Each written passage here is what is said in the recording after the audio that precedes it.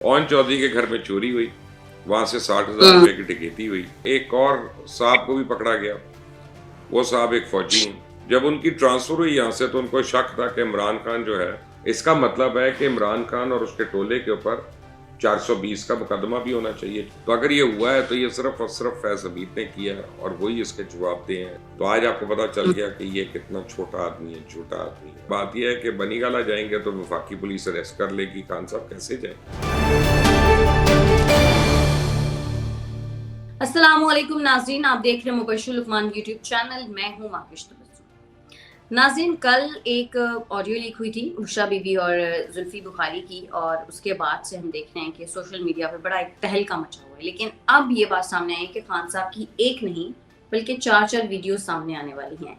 Sir, ये क्या माजरा है? खान साहब की वीडियोस कौन लीक कर रहा है? और इस तरह से उनके घर की ऑडियोज भी लीक हो रही हैं। अभी क्या होने जा रहा है आने वाले दिनों में? देखिए, बात यह है, अब पहले तो आप ये मुझे बताएं कल की ऑडियो लगी कैसी है आपको? सर, काफी हम सर, मैं क्या काफी कह सकती हूँ, मुझे तो यकीन ही नहीं आ रहा। कोई अपना यकीन क्यों नहीं आ रहा आपको? उन्होंने ये तो नहीं कहा ना कि हमारी नहीं है, नहीं कहा ना। नहीं, अभी तक नहीं कहा, बिल्कुल ऐसा है। तो फिर अब आप मुझे बताएं, आपको उस ऑडियो को सुन के क्या लगता है? सर, दूसरों के ऐबों में पर्दा डालना चाहिए। राइट, राइट, अच्छी बात है। लेकिन उस वक्त अपना जब आप खुद भी क्लियर हो और दूसरों के ऐब आप उछालते हो और वो भी झूठे ऐब और अपने असली ऐबों को छुपाते हो तो वो छुपेंगे नहीं। बहरहाल, coming back to your questions, दो चीजें हुई हैं। एक 2017 में एक मोबाइल फोन चोरी हुआ था, रादर 3 मोबाइल फोन चोरी हुए थे। ओन चौधरी उस वक्त प्राइम मिनिस्टर नहीं बने थे, इमरान खान के पीएसओ थे, प्रिंसिपल स्टाफ ऑफिसर थे या पर्सनल स्टाफ ऑफिसर थे। ओन चौधरी के घर में चोरी हुई, वहां से 60,000 रुपए की डकैती हुई और 3 मोबाइल फोन जो थे चोरी हुए थे और उसमें काफी ज्यादा कॉम्प्रोमाइजिंग इंफॉर्मेशन थी इमरान खान की और पीटीआई की। अब वो क्यों रखी हुई थी, जिसका जवाब तो ओन चौधरी दे सकते हैं, इमरान खान दे सकते हैं। क्या इमरान खान को कुछ शौक था, कोई किंग था उनका कि वो अपनी वीडियोस बनाते थे या कुछ करते थे, मुझे नहीं पता। या वैसे किसी ने चोरी छुपे ये सब कुछ किया। यही दोनों हजरात हैं जो इसे पर्दा उठा सकते हैं कि उन मोबाइल फोन्स में क्या क्या था। तो जो उसमें निकल गया वो किसी न किसी के पास है और फिर वो अब इतना मवाद है। कहा जा रहा था उस वक्त, ये आई थी खबर की थी, तहरीक इंसाफ के मुतल्लिक ये मवाद है। तो तहरीक इंसाफ तो वही है ना जो इमरान खान है बेसिकली, तो इमरान खान के मुतल्लिक ये मवाद है। तो अब दूसरी चीज जो है, एक और साहब को भी पकड़ा गया। वो साहब एक फौजी हैं, वो प्राइम मिनिस्टर हाउस में बड़ी एक इम्पोर्टेंट पोजीशन पे थे और उनके पास एक फ़ोन था और उस फ़ोन से वो हर चीज़ जो थी, कमरे की ऑडियोज वगैरह, वो रिकॉर्ड करते थे। पता ये चल रहा है अभी तक जो नाम आ रहा है, यानी मेरे पास जो सोर्सेज ने मुझे बताया कि साबिक DGI जन फैज हमीद जो थे, जब उनकी ट्रांसफ़र हुई यहाँ से तो उनको शक था कि इमरान खान जो है उनको भी हाथ दिखा देंगे। तो उन्होंने एक बंदा वहाँ पे प्लांट किया और वो बंदा इमरान खान की रिकॉर्ड करता था चीजें। और जब अभी उस बंदे को पकड़ा और उसका सारा ट्रेस हुआ तो ताने बाने जो हैं वो जनरल फैज हमीद से जाके मिले। ये लोग जो पूरी कौम को धोखे दे रहे थे, ये एक्चुअली एक दूसरे को भी धोखा दे रहे थे।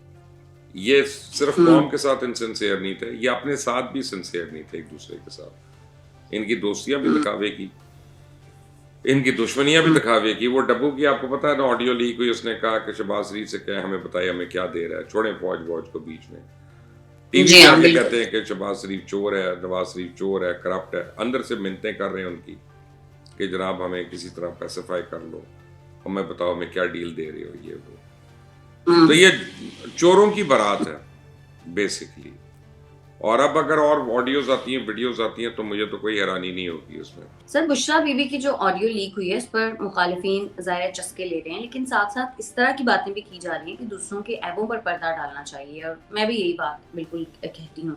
लेकिन इस पर आपका क्या मौक़िफ़ है? पहली बात तो यह है कि जो कौम का लीडर होता है ना, जो लोगों को तरगीब दे रहा होता है अमर बिल मारूफ की, वो खुद नहीं, अनिल मुनकर नहीं हो सकता। पहली बात तो यह है।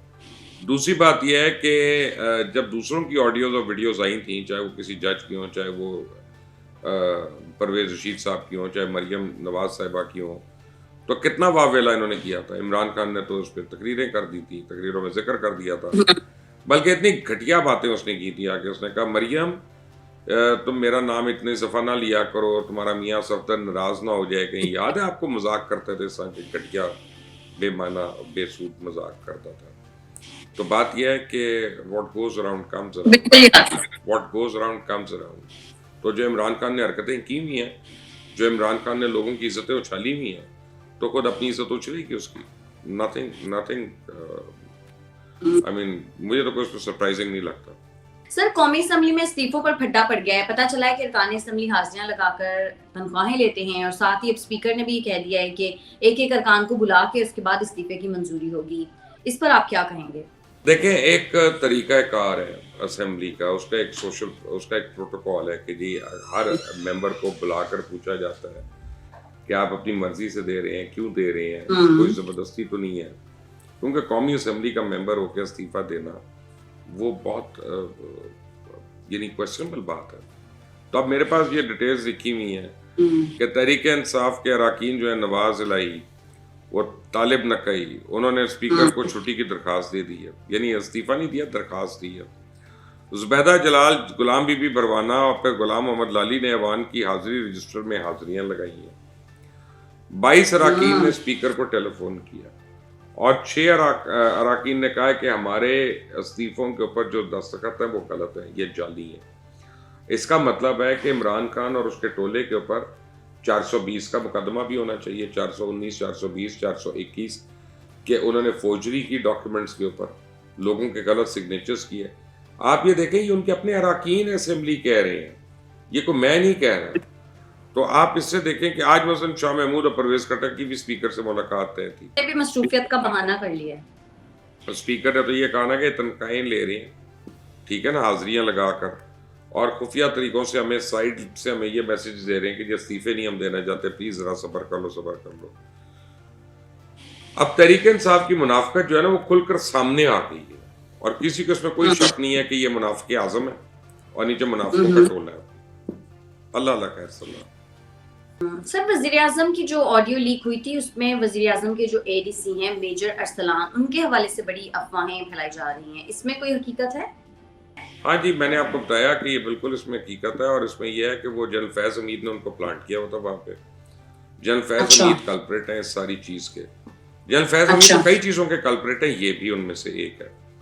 तो फैज हमीद जो है वो अब उनका भी एहतसाब होना चाहिए। उन्होंने जो सड़कें बनाई अपने गांव में, जो अपने फार्म हाउसेस बनाए, उन्होंने पता नहीं कितने, मुझे तो पता भी नहीं एग्जैक्ट अमाउंट किया, जितने करोड़ों का उसमें फर्नीचर आया, कई करोड़ के तो खाने के बर्तन आ गए, क्रॉकरी आ गई, तो उनका भी हिसाब होना चाहिए। Why not? सर, ये जो बन्नी गाला केस था उसके हवाले से कहा जा रहा है, कोई कह रहा है कि खान साहब को इस केस में जनरल बाजवा ने रियायत दिलवाई, कोई जनरल फैज का नाम ले रहा है कि उन्होंने साकिब निसार साहब को सिफारिश दिलवाई। सर, इनमें से कौन सी बात सच है और कुछ सच है भी या नहीं? रिकॉर्ड पे कोई चीज नहीं है कि जनरल बाजवा की और जस्टिस साकिब निसार की आपस में बातचीत हुई हो या इस तरह की कोई बात डिस्कस हुई हो। लेकिन जो बात होती थी उनकी रेगुलर, वो तो फैज हमीद से ही होती थी, SDGI से ही। तो अगर ये हुआ है तो ये सिर्फ और सिर्फ फैज हमीद ने किया, और वही इसके जवाब दे हैं, कई चीज़ों के जवाब दे हैं। ये एक और चीज़ आपने खोल दी, नया कट्टा खुल के सामने आ गया। तो फैज हमीद ने काफ़ी कुछ किया वहाँ पे, इसलिए तो इमरान खान इतने डेस्परेट थे। आपको याद करें, उनको पहले DGI के ओहदे से नहीं हटा रहे थे, फिर उनको वो आर्मी चीफ बनाना चाह रहे थे। उन्होंने बड़ी कोशिश कर ली थी कि किसी तरह फैज़ हमीद हो जाए, क्योंकि फैज़ हमीद ने उनको वादा किया होता कि वो अगले 10 साल के लिए ना सिर्फ इमरान खान को वज़ीर आज़म रखेगा, बल्कि उनकी हुकूमत भी चलवा के देगा और उनकी अपोजिशन को ख़त्म कर देगा, तहस नहस कर देगा। जिसमें खान को सादिक और अमीन का टाइटल भी मिल गया। तो आज आपको पता चल गया कि ये कितना छोटा आदमी है, झूठा आदमी है। सादिक और अमीन तो बड़ी दूर की बात है, इसका तो कुछ और ही दाम होना चाहिए था। सर, इस केस में आप कह रहे हैं कि बाजवा साहब की तो कोई रिकॉर्ड पे कोई चीज़ नहीं है, लेकिन क्या साकिब निसार साहब की कोई इन्वॉल्वमेंट है? देखिए, साकिब निसार साहब ने अगर वो टाइटल दिया और सबूतों के होने के साथ भी दिया, तो इसका जवाब तो वही दे सकते हैं। मैं तो जितना साकिब साहब से मेरी मुलाकातें हुई हुई हैं, एज चीफ जस्टिस हुई हुई हैं, तो मैंने तो उनको बड़ा अपराइट आदमी देखा था, और कोर्ट में भी बहुत अपराइट होते थे। और आम आदमी की उनको बड़ी फिक्र होती थी। लेकिन पता नहीं होता जब आप ऐसी पोजीशन पे होते हैं तो किस तरह के आपके ऊपर प्रेशर्स होते हैं, किस तरह के चैलेंजेस होते हैं, किस तरह की आपके ऊपर एक्सपेक्टेशंस होती हैं। तो उन्होंने किसी के कहने पे किया कि अपने ओन पे किया, इसका जवाब तो कोई दे सकते हैं माविश, मैं तो नहीं दे सकता। सर वैसे खान साहब के सितारे कह रहे हैं कि गर्दिश में है इस वक्त, खान साहब को लाहौर से वापस बनी गाला पहुंचने का कहा गया है। इस हवाले से आपके पास कोई बुकपरी है? हाँ जी, वो ये तो उनके रूहानी पेशवा उनको कह रहे हैं, और अब बात यह है कि बनी गाला जाएंगे तो वफाकी पुलिस अरेस्ट कर लेगी, खान साहब कैसे जाए? ठीक है ना, खान साहब को बड़ा प्रॉब्लम है। लेकिन अब वो कहते हैं कि जी मज़ीद ऑडियोज़ भी आ सकती हैं, मज़ीद वीडियोज़ भी आ सकती हैं, खान साहब के सितारे जो इंतहाई गर्दिश में, और इसलिए आप यहाँ से निकलें और बनी गाला पहुँचें। तो हो सकता है जनवरी के शुरू में या अवाइल में वो बनी गाला चले जाए, क्योंकि वो बिलीव तो करते हैं, टोटकों में और टोनों में बहुत ज़्यादा बिलीव करते हैं। सर तो जो टोटके ज़ाहिर करती थी उनकी ही ऑडियो अब लीक हुई है, तो अभी भी उनके टोटकों पे वो चलेंगे? देखे ना जी, वो तो ये इसलिए कह रहे हैं कि वो लाहौर में है तो वो हो गई, अगर ना होते यहाँ पे तो ये नहीं होनी थी। तो अब इसका तो कोई इलाज नहीं है ना, तो खान साहब बताएंगे उनका कितना बिलीफ है अपने रूहानी पेशवा पे। सर सुप्रीम कोर्ट ने खान साहब के खिलाफ हद तक इज्जत दावे में दिफा का खत्म करने के खिलाफ जो अपील थी खान साहब की वो खारिज कर दी है, तो खान साहब के लिए क्या इसमें भी अब मुश्किल है आगे?